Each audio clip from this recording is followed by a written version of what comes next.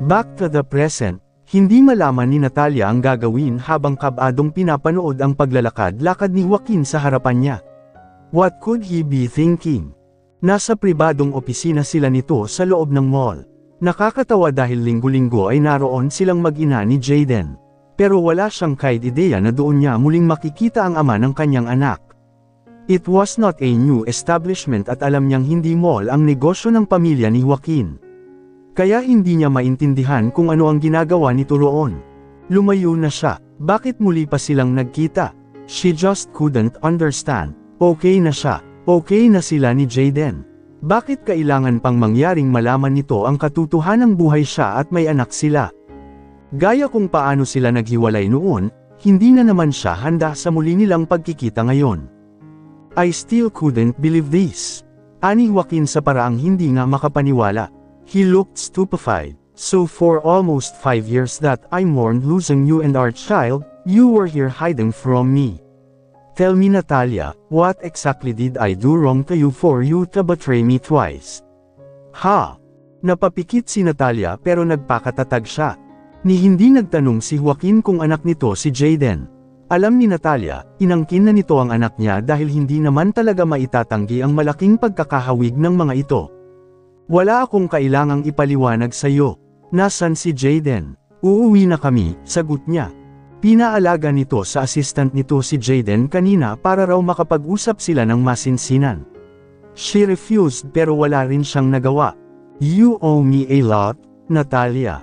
At hindi ko alam kung saan ako magsisimula sa paniningil sa iyo. I already said I'm sorry, hindi pa ba sapat iyon? Sorry, sarkastiko nitong ulit. That would never be enough Natalia. Okay, then I guess wala na tayong dapat pang pag-usapan. Tumayo na siya, hindi na niya kayang manatili roon. Marami kang kailangang ipaliwanag sa akin. Bakit hindi tayo mag-umpisa sa kasinungalingang namatay ang anak natin? Hindi man lang nito itinago ang pagkasuklam sa mga mata nito. Even his voice was laced with hatred. 4 years, that hate in his eyes haunted her. She regretted hurting him. Sinisi niya ang sarili niya sa lahat ng nangyari sa buhay niya. It was never easy before she found the courage to forgive herself and move on para kay Jaden. Para sa isa sa dalawa niyang anak na kumapit sa kanya para samahan siya sa kanyang pagluluksa. She didn't lie about losing their baby. She was carrying twins that time. At hindi pa niya alam iyon noon. Ha, Natalia, wala akong ipapaliwanag. Mariin niyang sagot. She asked him for that chance to explain pero hindi siya nito pinagbigyan. Hindi niya rin ito pagbibigyan ngayon. Besides, para saan pa? Malamang may mga anak na ito kay Natalie. Talaga, hamon nitong inisang hakbang ang pagitan nila. Sa isang iglap ay hawak na nito ng mahigpit ang braso niya. Or maybe, this is another ploy of yours to get me. Ha, dahan-dahan ka sa panghuhusga mo Mr. Monte Carlo. Kung may pinakatama akong ginawa sa buhay ko, yun ay noong lumayo kami ng anak ko. She hissed at pilit binabawi ang braso sa pagkakahawak nito. He was hurting her at hindi niya maiwasang maalala noong araw na sinaktan siya nito ng ganon. Bitawan mo ko. I was blaming myself every day for 4 years and 6 months for causing your death. Alam mo ba kung ano ang naramdaman ko noong malaman kong buntis ka at pareho kayong napahamak ng anak natin? At alam mo ba kung gaano kahirap tanggaping kasalanan ko kung bakit kayo nawala? Anito sa nahihirapang tinig, hindi mo alam, kasi all the while, you were just here. Nagtatago, letting me live yet another lie. Sambat nito. I'm sorry, okay, kapos sa sinseridad niyang saad. Imposible ang sinasabi nito. She waited 1 week at the hospital pero hindi ito dumating. He was with Natalie habang mag-isa niyang pinagluluksa ang pagkawala ng isa sa mga anak nila. Kaya wala itong karapatang sumbatan siya. He left her first. He was nowhere when she needed him. Sa katunayan, sa tagal ng paghihintay niya ay nagawa siyang mapapayag ni Barbara na palabisan nilang namatay siya. Blood lost, iyon ang ginawa nilang dahilan. But still, she had hoped that Joaquin would remember her. That he would show up at least. Kahit sumilip man lang, kaso hanggang sa magawa nila ang plano ng kanyang ina ay hindi ito dumating. Hindi siya naalala ni Joaquin. Winalang halaga rin ito lahat ng kabutihan at pagmamahal na ibinigay niya dahil lang hindi siya si Natalie. He was just like her mother, puro si Natalie lang ang mahalaga. Si Natalie lang ang kayang mahalin. You're an awful person, Natalia, binitawan siya nito. I know, nasaktan siya ngunit sinang-ayunan niya ito. He was right, kaya nga walang nagmamahal sa kanya, di ba? Because she's terrible, a liar, a good-for-nothing person, unworthy of love. Now let me and my son go home. Don't think I'll let you go off that easily, lumabas ito ng silid. What do you mean? Kinabahan siya. Joaquin, asaan ang anak ko? Sinundan niya ito. I'm taking him with me. Hindi lumilingong sagot nito. What? Hindi makapaniwalang aniya habang pilit na yumagapay sa malalaki nitong hakbang. Joaquin, hindi mo pwedeng gawin to. Mangiyak-ngiyak niyang dagdag. How could she be so gullible? How could she be so trusting para hindi maisip na habang nag-uusap kuno sila ay inilalayo na nito si Jaden? Bakit hindi? Nang uuyam nitong tanong. You owe me 4 years, Natalia. Ipinagkit mo sa akin ng 4 na taon ang anak ko. Wala kang karapatan sa kanya. Galit niyang saad.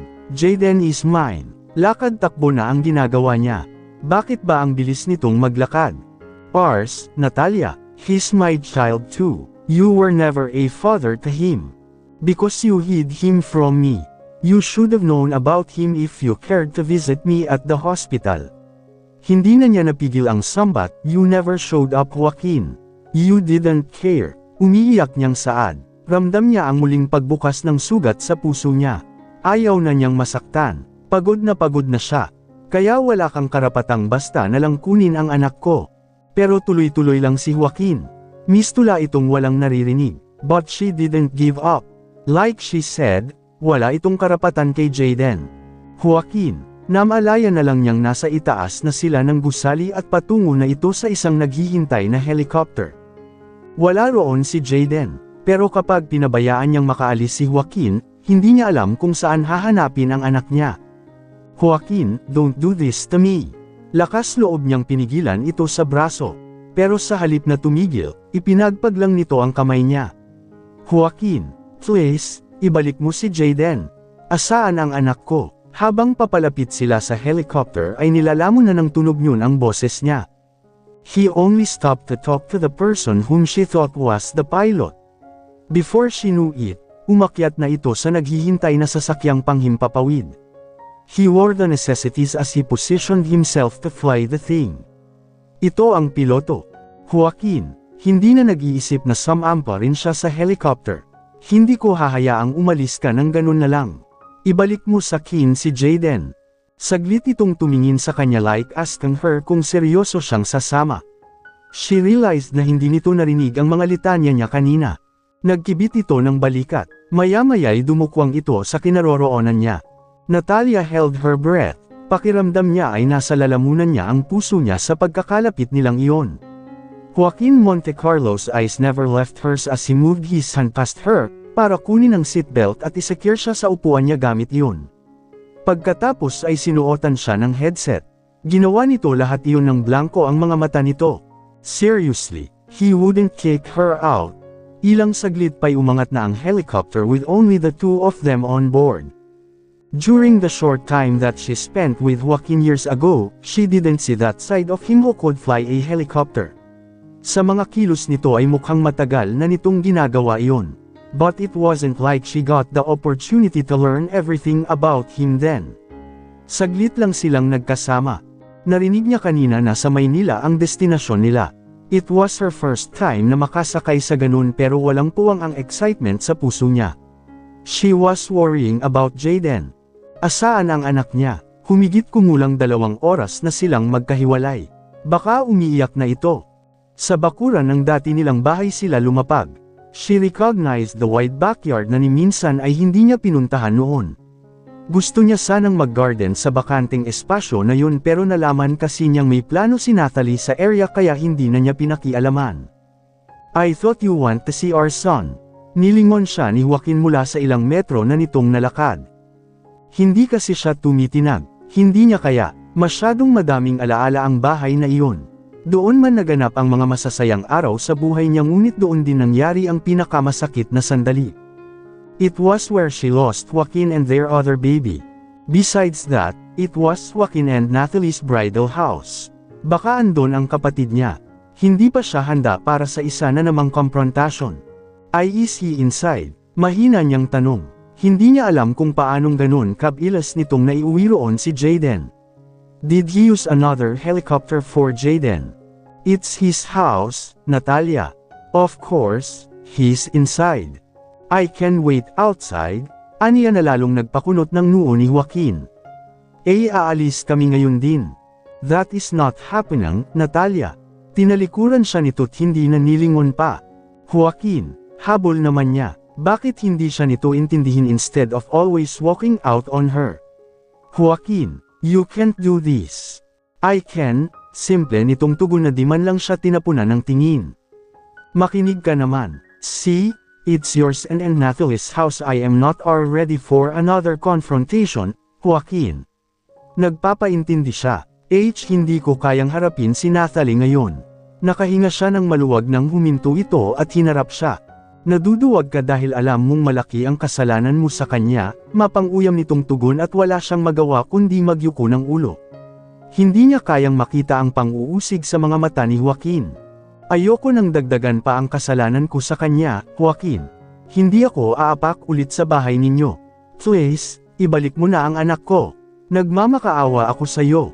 Nag-aalala kang madagdagan ang kasalanan mo kay Nathalie pero sa akin hindi. He asked. Pain was evident in his voice. Gusto niyang pasinungalingan iyon. Hurting him was the least she wanted to do. Kung may nakasakit ng todo sa kanya sa lahat ng kasinungalingang ginawa niya, iyon ay noong sinaktan niya ito. Una palang biktima na si Joaquin dahil hindi ito dapat kasali sa pumalpak niyang plano na maghiganti. Pero tama rin si Joaquin, madidagdagan ang kasalanan niya rito dahil ang pangalawang bugzo ng kasinungalingan niya ay para talaga dito. At iyon ay noong pinalabas nila na patay na siya. But still, hindi niya intensyong saktan ito. Ang gusto lang naman niya ay maibalik ang dati nitong buhay noong wala pa siya. Gusto niyang maging normal ang buhay nito kasama si Nathalie. Iyon ang dahilan kaya siya pumayag sa plano ng kanyang ina. Don't worry Natalia, Nathalie is not around. Feel free to come inside. This is also your house, he added bago muli siyang iniwanan. Hindi siya agad nakahuma. What did he say? Bahay niya rin daw. Tama ba ang dinig niya? What are you still doing there? Sigaw na ni Joaquin dahil naistatwa na siya. Sumunod siya rito, pero sa loob niya ay hindi pa rin niya maipaliwanag ang nararamdaman dahil sa sinabi ni Joaquin. It's been almost 4 years. Ang makita pa lang sa labas ang bahay nila ni Joaquin noon ay nagdudulot na sa kanya ng bittersweet memories. Paano pa kaya kapag naiyapak na niya ang mga paa niya sa loob niyon? She was scared of feeling the same way towards Joaquin Montecarlo again. Sa kabilang banda, nasa loob ang kanyang anak. At higit sa ano paman, ni maging sa sarili niyang damdamin, ay ang pangangailangang makita niya muli si Jayden. Ni hindi man lang namahay ang kanyang anak. Nakakainis na nagawang makampante ni Jayden kahit wala siya dahil lang sa sangkatutak na larwang dinatnan nito sa bahay ni Joaquin.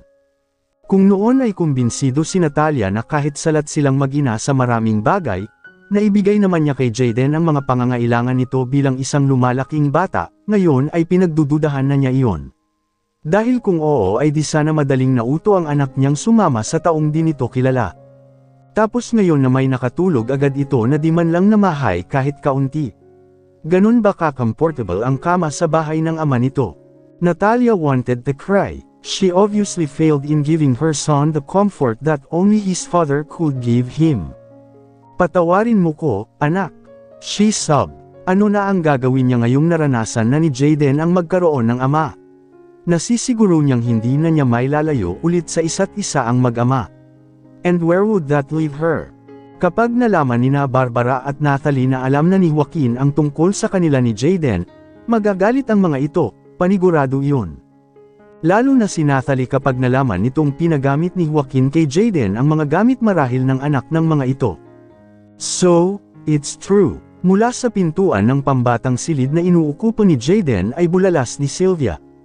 You're alive. Bago siya nakahuma ay nakalapit na ito at niyakap siya ng mahigpit. Akala ko'y nagbibiro lang si Joaquin.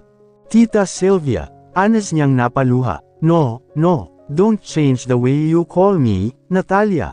Masuyong ginagap nito ang mga kamay niya. Niwala siyang mabakas na galit dito sa kabila ng ginawa niya. Mama, she sobbed, I'm so sorry. Sas, I understand. Namasa rin ng luha ang mga mata ng ina ni Joaquin. I don't want to hear any explanation. So, is this beautiful boy my grandson? Ibinaling nito ang atensyon sa natutulog niyang anak. Yes, ma. His name is Jaden, Anya. Oh my, he looks so much like Joaquin when he was little. Pinigilan nito ang sariling panggigigil. Natalia, he's so adorable. Thanks, ma. Hindi mo alam kung gaano kaimportante sa akin na hindi ka galit. I'm sure I'm not the only one. Sylvia smiled. She was wrong though. Lahat galit sa kanya. Pakiramdam ni Joaquin ay parang sesabog ang dibdib niya habang pinagmamasdan ang kanyang mag-ina. Pinapakain ni Natalia si Jaden at ilang beses na nitong binyantaan ang bata na kukunin ang larwang eroplanong hawak nito kung hindi ito kakain ng maayos. 4 na taon ang nawalang panahon sa kanya para maging ama sa kanyang anak. At kahit na anong pangungumbins ang gawin niya sa sarili niya, the pain just won't stop hurting. Jaden is your carbon copy, Joaquin. Narinig niyang banayad na wika ng kanyang inang nakalapit ng di niya namamalayan. Sa kawalan ng matinong maisip, tinawagan niya si Sylvia upang ipaalam dito ang kanyang natuklasan. And he was glad that his mother came as fast as she could for his support. Hindi pa niya alam kung ano ang gagawin niya kay Natalia, pero kay Jaden, sigurado na siyang ayaw na niya itong mawala sa piling niya. Ni sa hinagap ay hindi na niya naisip na makikita pa ang anak niyang inakala niyang namatay na. Walang kasing sakit para sa isang magiging magulang pa lang noon na kagaya niya ang mabalitaang nalaglag ang anak niya. Ngunit mas masakit tanggaping siya ang dahilan ng pagkawala, hindi lang ng kanyang anak kundi maging ng asawa niya. Ilang taon na ba niyang sinisisi ang sarili niya? Mag-4 na taon na, ngunit hanggang sa mga oras na iyon ay sariwa pa rin ang sakit sa puso niya. He wasn't beside Natalia when she supposedly passed away. Hindi niya itatanggi na nagalit siya ng gusto sa babae. Bakit hindi? Niloko siya nito. Pinaniwalang ito ang kanyang mahal. He even married her. He loved her with all his heart. He gave her his everything. Para ano? Para malaman sa bandang huli na hindi ito si Natalie. Na ang totoong mahal niya ay kakagising lang mula sa 3 buwang pagkakakomatose. Nagalit siya dahil tinago sa kanya ang katotohanan. Kung hindi sana ay naalagaan niya si Natalie. Sana ay naparamdam niya sa kasintahan na kahit na anong kalagayan nito ay hindi magbabago ang pagmamahal niya. Ni hindi kailangang palitan ito ng kung sinong kamukha nito. His heart broke upon seeing the real Natalie. Nasa ospital pala ito at siya ang una nitong naisip at hinanap ng magising ito. Humingi siya ng tawad at hindi ito nagawang iwan sa loob ng mahigit 1 linggong ipinanatili pa nito sa ospital for series of tests. He never once gave a thought about the other Natalie in his house. When he finally decided to confront Natalia, it was too late. He could still clearly remember his conversation with Yaya Susan. Hindi mo alam. Nagtataka ang tinig ng mahal niyang yaya nang hanapin niya rito ang kakambal ni Natalie. Dinyugo ang asawa mo, isinugod ko siya sa ospital. Pero pagkatapos nooy hindi ko na alam kung ano ang nangyari sa kanya. Ang buong akala ko'y inaalagaan mo siya kaya hindi ka rin umuwi. Dinyugo, wala sa loob niyang tanong, he came home para palayasin ito kung sakaling sa kakapalan ng mukha nito ay hindi pa rin ito umaalis. Kaso siya ang nagulat sa sunod na sinabi ng matanda. Nakita ko siyang nakasalampak sa sahig ng kwarto ninyo na dinudugo. Sabi ko tatawagan kita pero ayaw niya. Teka nga, kung hindi mo siya kasama, nasaan ka? Buntis ang asawa mong bata ka. Hindi mo man lang pinuntahan. Buntis. Para siyang tinakasan ng lakas.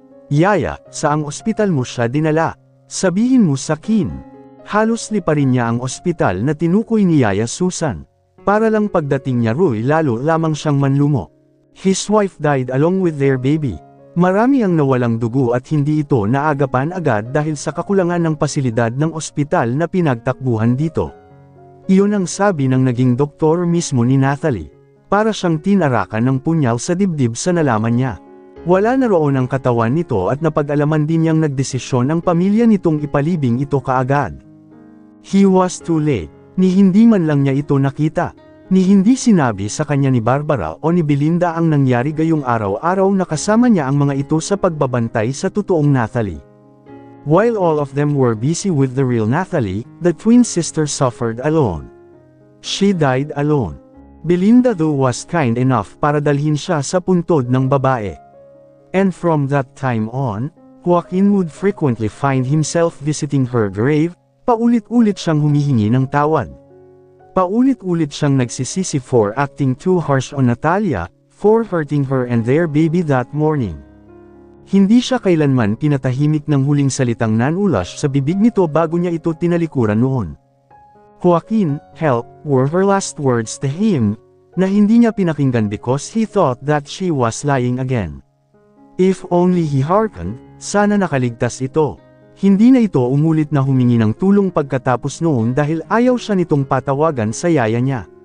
Dahil walang available na sasakyan kaya hindi ito agad na itakbo sa ospital. To make the agony worse, nakita niya sa sahig ng kwarto nila ang surprise dapat ni Natalia sa kanya noon.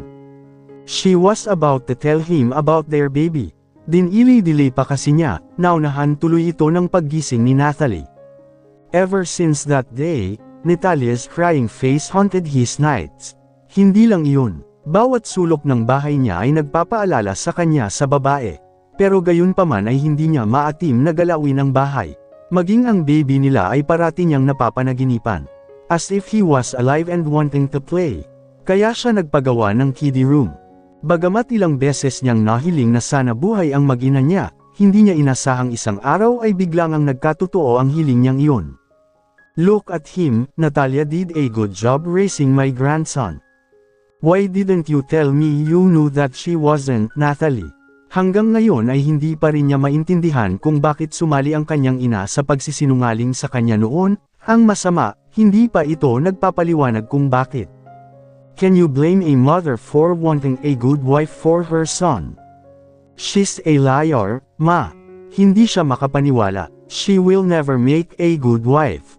Liar, kung ganun bakit mo siya dinala rito? Nananansyang tanong ng kanyang ina. He didn't know either. Dahil hahanapin siya ni Jaden, he offered. You can show Natalie to him and tell him she's his mother. No, I don't want my child to live a lie like what all of you did to me. Imbes na sumagot pa ay nginitian lang siya ni Sylvia. Tapos ay tinapik siya sa balikat bago lumapit kina Natalia at Jaden. Watching the three of them makes his heart happy. Ipinilig niya ang ulo. Definitely not. He still owed Natalia for what she did. And just now, he realized, hindi pa rin pala niya napapatawad ang babae. He was just guilty kaya lagi niya itong naiisip noon. Pero ngayong nalaman niyang walang dapat ika-guilty, galit na siya ulit. Nagpa siya siyang lumapit. He wanted time with his son.